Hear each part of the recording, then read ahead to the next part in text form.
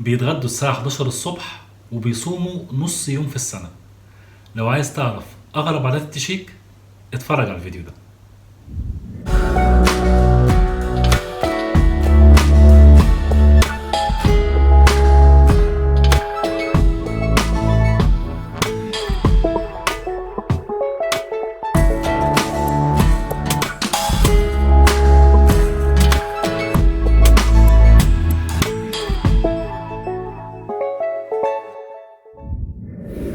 السلام عليكم ورحمة الله وبركاته. فيديو جديد، الناس والحياة مع حازم علم الدين. الفيديو النهاردة هو الجزء الثاني من أغرب عادات التشيك. بقيت بعد وجودي هنا لأكتر من سنة قادر أرصد لحضراتكم بعض العادات والحاجات الغريبة اللي شفتها هنا من خلال وجودي في جمهورية التشيك. لو عايزين تشوفوا الجزء الأول من الفيديو ده هيظهر دلوقتي. وأما في الجزء التاني بقى هنتكلم عن بعض الحاجات الأساسية اللي ما ذكرناهاش في الفيديو الأولاني. أول حاجة التخلص من أو قلع الحذاء عند الدخول أو قلع الشوز عند الدخول للبيت.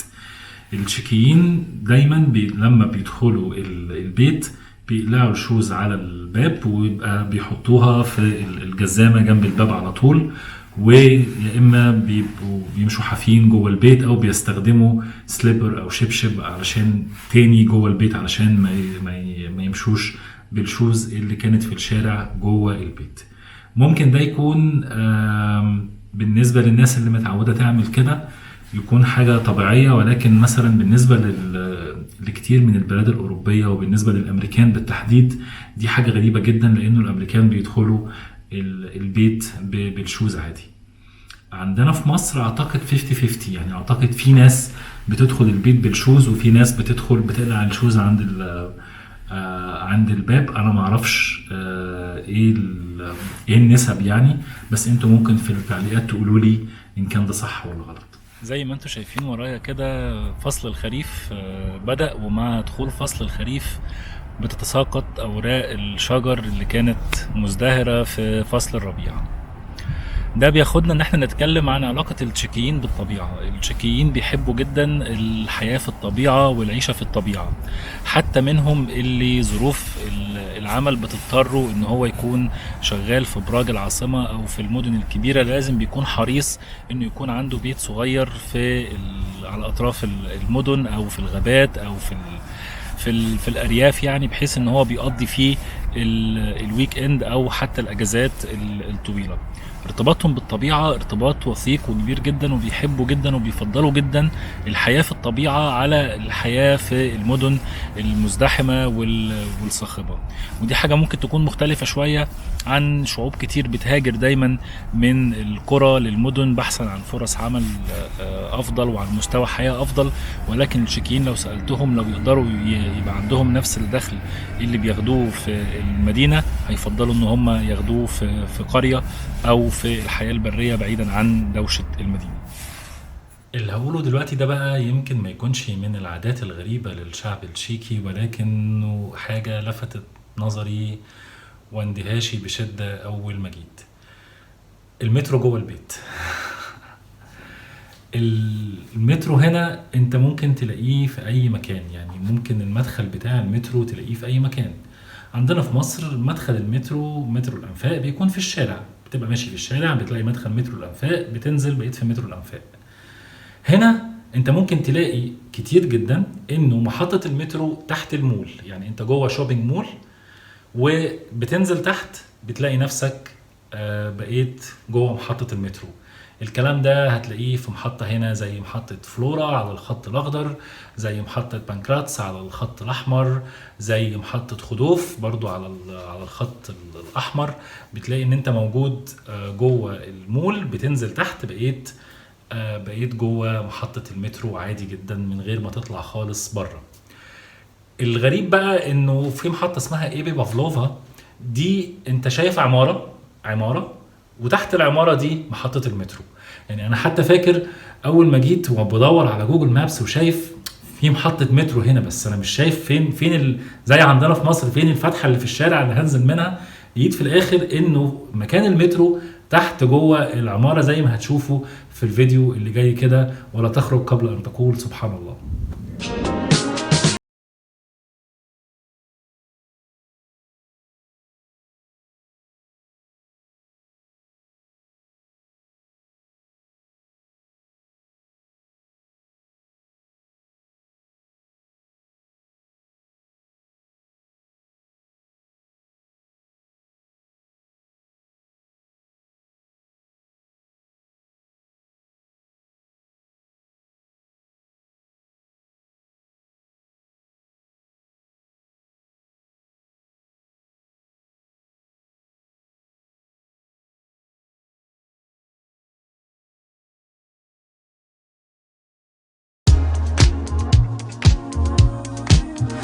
It's over now.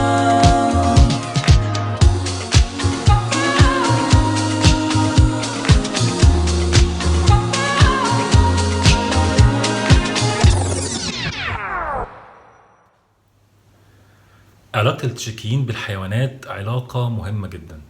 يعني مش هتلاقي هنا في الشارع كلب أو قطة ماشيين لوحدهم، هتلاقي ناس كتيرة جدا بتقتني عندها في البيت كلب أو قطة. في الأغلب الأعم البنات والستات بيقتنوا القطط والرجالة بيقتنوا الكلاب. لحد هنا تمام، معظم الشعوب الأوروبية بتحب الحيوانات وبتقدرها وبتعاملها معاملة كويسة جدا.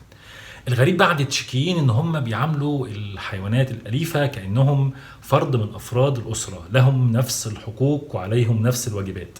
يعني ممكن تلاقي ناس كتيرة جدا هنا بتستعيض عن ان هي تخلف عيال على اساس ان هي عندها كلب او قطة بتهتم وبترعاها وبتهتم بيها وبتتكلم معاها، والعلاقة يعني كأنها علاقة اتنين بني ادمين مع بعض.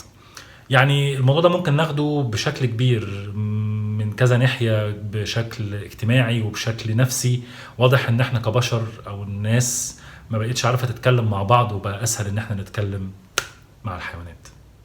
من الحاجات الغريبة بقى حتى للجنسيات الأوروبية التانية غير التشيكيين هي ميعاد الغداء. مفيش مشكلة خالص انك تلاحظ انه المواطن التشيكي ممكن يبدأ يتغدى الساعة 11 الصبح. 11 الصبح يا مؤمن رايح يتناول وجبة الغداء. ودي حاجة بالنسبة لحتى الجنسيات الأوروبية التانية حاجة غريبة. يعني بالنسبة للطلاينة وبالنسبة للفرنسويين بيقفوا عندهم شوية اللي هو ميعاد الغداء بتاع الساعة 12 ده. وإن كان الألمان نفس الكلام برضو ممكن بيتغدوا الساعة 12، ولكن بتبقى في أوقات كتيرة برضو. يعني 11 دي يعني بدري جدا ان هم يبداوا يتغدوا من الساعه 11 الصبح. طبعا انا برجع ده لان هم بيصحوا بدري جدا، بيبداوا يومهم بدري وبيفطروا بدري، وبالتالي بيتغدوا بدري وبالتالي بيتعشوا بدري. فاعتقد من بعد الساعه 9 صعب برضو تلاقي انه حد ممكن يتعشى بعد الساعة 9، زي ما صعب انك تلاقي مواطن تشيكي ممكن يتغدى بعد الساعة 1 الظهر.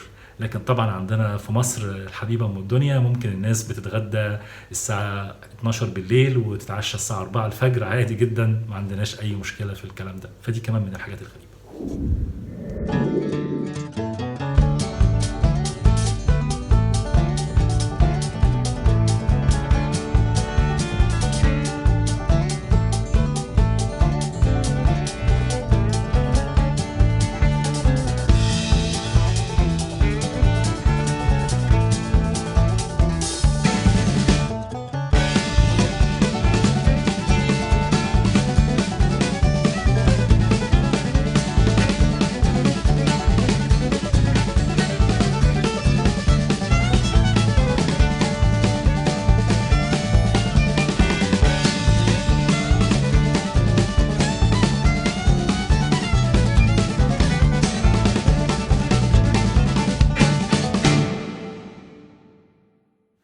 جمع المشروم.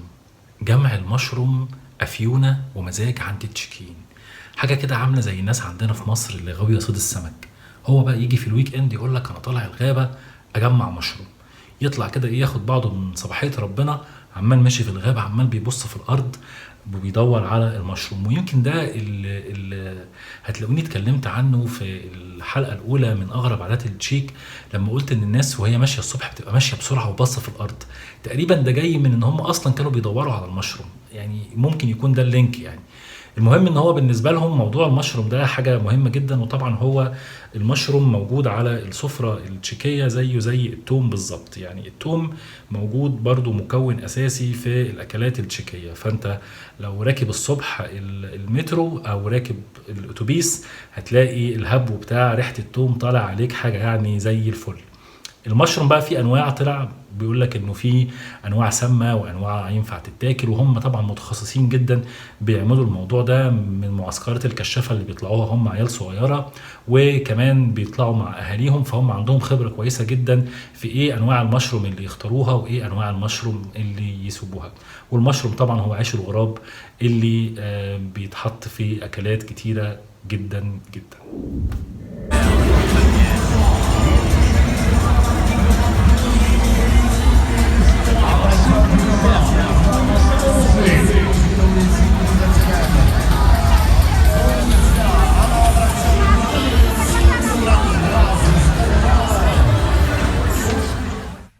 وبرغم انه 80% من التشيكيين ملحدين لا يؤمنوا باي دين، الا ان هم بيصوموا بس في الحقيقه بيصوموا صيام يعني ايه، يعني دلع شويه. يعني بيصوموا نص يوم في السنه، ايوه نص يوم في السنه. في الكريسماس بيصوموا نص يوم، وبيصوموا النص يوم ده عن اكل اللحوم بس. يعني هو مش كفايه ان هو نص يوم، لا وهو كمان الصيام بس عباره عن عدم اكل اللحوم، وبيستبدلوا ده باكل عندهم يعني مزيج من البقوليات. هي انا لما شفتها شبه الكشري كده شويه، بس طبعا يعني الكشري لا يعلى عليه طبعا، يعني مش هنقارنه بحد يعني، ولكن هي شبه الكشري كده. تحس ان هي فيها زي قمح برضو مسلوق وعليه شويه خلطه كده او صوص غريب ما فهمتوش يعني. ودي الاكله اللي بياكلوها في اليوم ده من السنه، اللي هو بيكون زي يعني بيفطروا عليها، عوضا عن ان هم مش بياكلوا لحمه في النص يوم ده من السنه.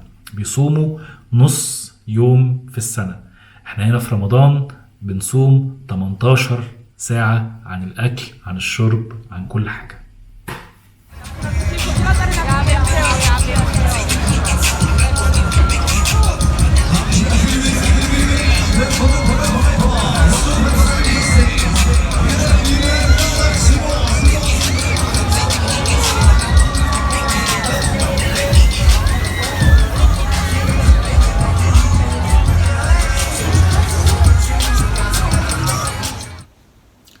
اتعملت دراسة مؤخرا، دراسة اجتماعية، تسأل حوالي 4000 مواطن تشيكي عن رأيهم في ايه اكتر الجنسيات او الفئات اللي بتمثل خطر على الهوية الخاصة بالشعب التشيكي.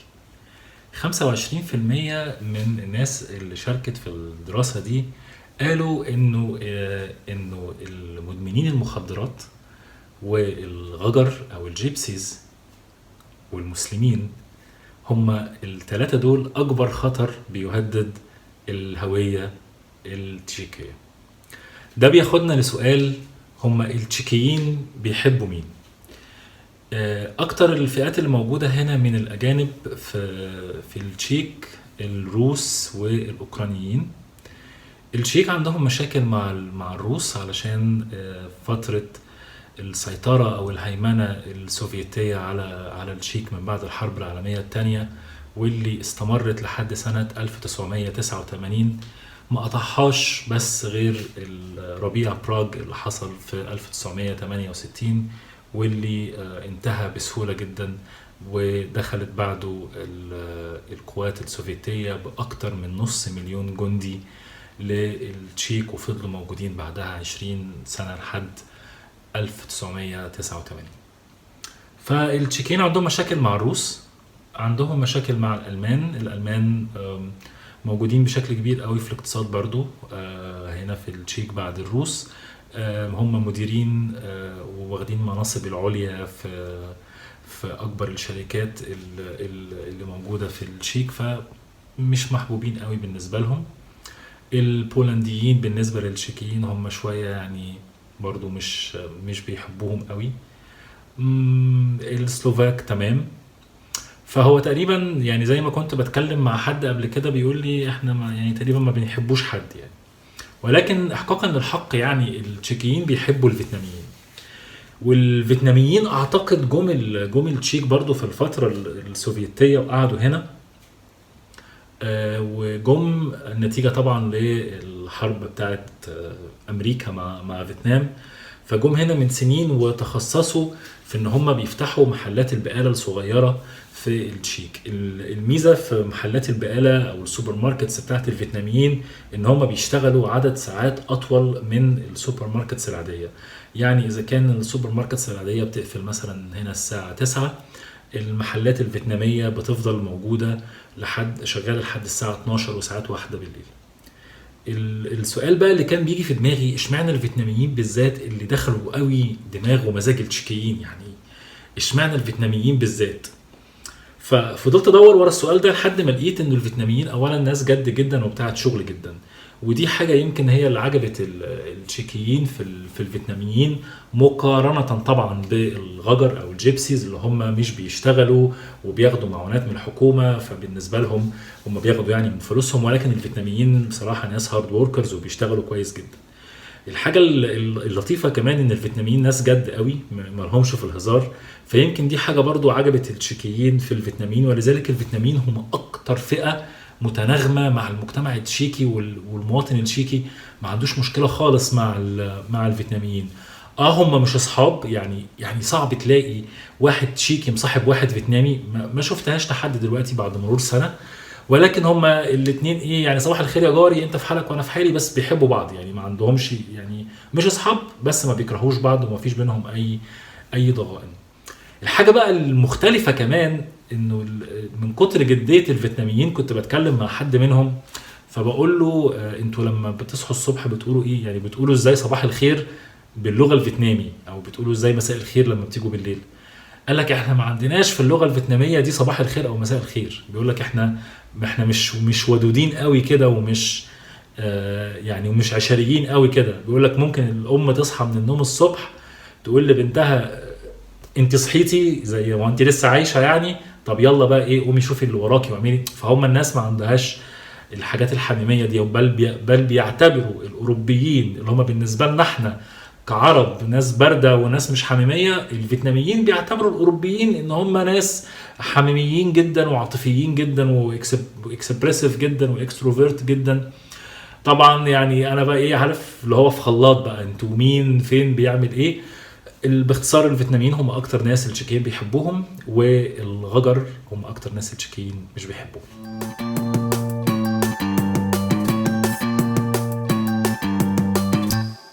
في الفيديو ده اتكلمنا عن الجزء الثاني من اغرب عادات التشيك. بشكركم على المشاهدة. لو عجبكم المحتوى اللي بقدمه وعجبكم الفيديوهات، انتظر مشاركاتكم بالاشتراك في القناة وبتفعيل جرس الاشعارات وبالضغط على زرار اللايك ومشاركة الفيديو مع الناس اللي ممكن تشوفوا ان هم مهتمين بهذا الفيديو. شكر متواصل لحضراتكم واشوفكم فيديو جديد، والسلام عليكم.